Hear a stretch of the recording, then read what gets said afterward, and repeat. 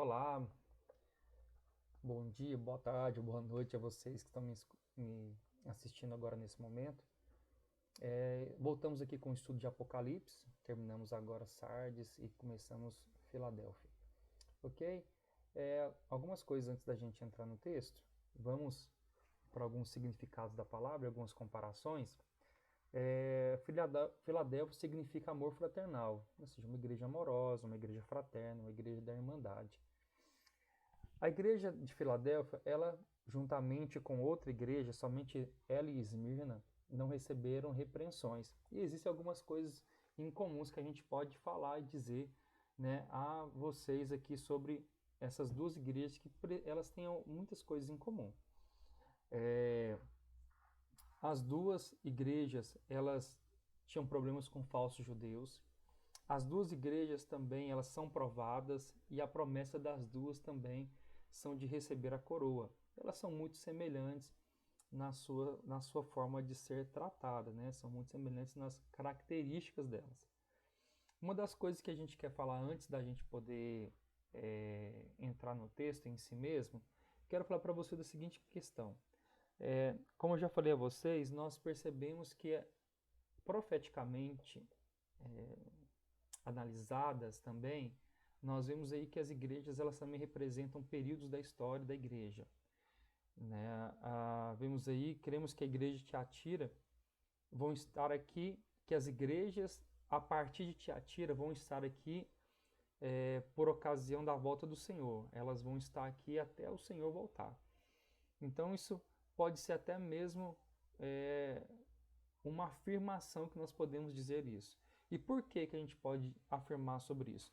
Você pode perceber que na igreja de Tiatira há uma menção da estrela da manhã. Na igreja de Sardes, o Senhor vem com ladrão. Na igreja da Filadélfia menciona na hora da provação, ou a hora da provação, que há de vir sobre todos os que habitam na terra, ou seja, a grande tribulação. Ou seja, essas três igrejas falam da volta do Senhor. Portanto, são igrejas que apontam para o fim dos tempos, tá? Para o final do nosso tempo. A igreja de Tiatira representa profeticamente a Idade Média. A igreja, e continua até hoje, tá? A igreja da Idade Média que continua até hoje. A igreja de Sardes aponta para a igreja reformada, que também continua até hoje. E a igreja de Sardes saiu de Tiatira. A igreja de Filadélfia saiu de Sardes.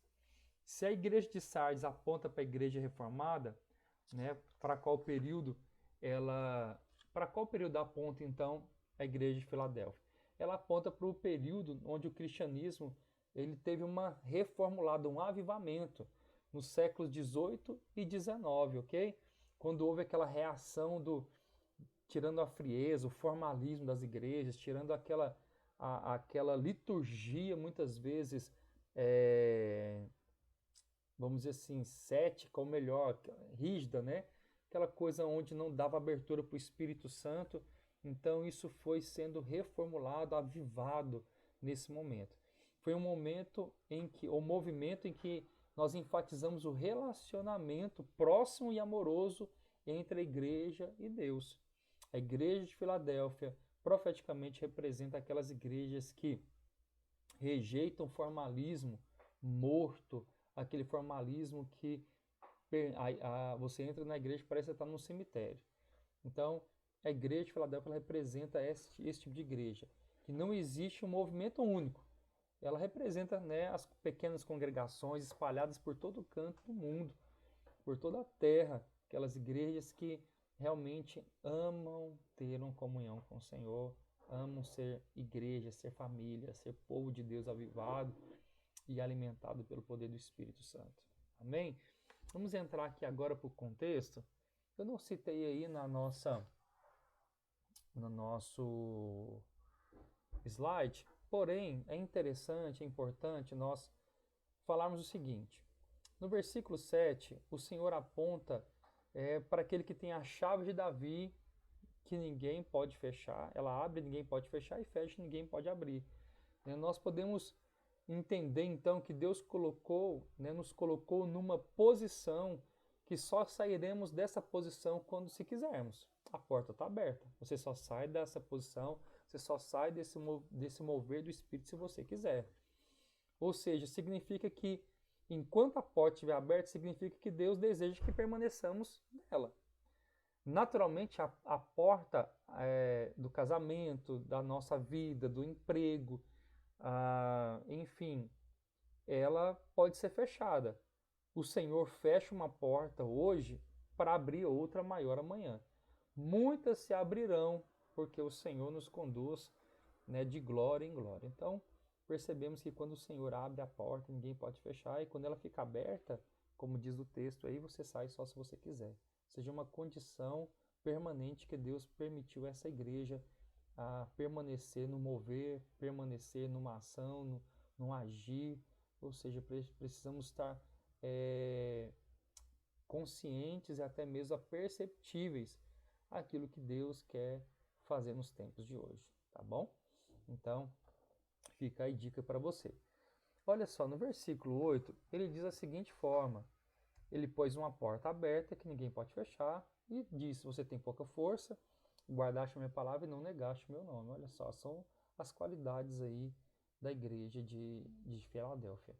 Ele tem uma porta aberta, ele tem pouca força, ele guarda a palavra e não nega o nome do Senhor. Com relação à força, nós podemos ver que a igreja do Senhor, nesses 2 séculos, ela não tinha o apoio da política, né, enquanto as outras, tanto a de Sardes quanto a de, acho que Tiatira, né, ela é uma igreja mantida pelo governo, uma igreja onde o governo, a política, ela tinha uma força muito grande lá dentro e era mantida por lá. Você tem noção, existem, né, quando se abre o município, principalmente aqui no Brasil, é reservado uma terra para uma igreja, tá? Seja a igreja, no caso ali, a católica, onde ainda tem muita força no nosso país.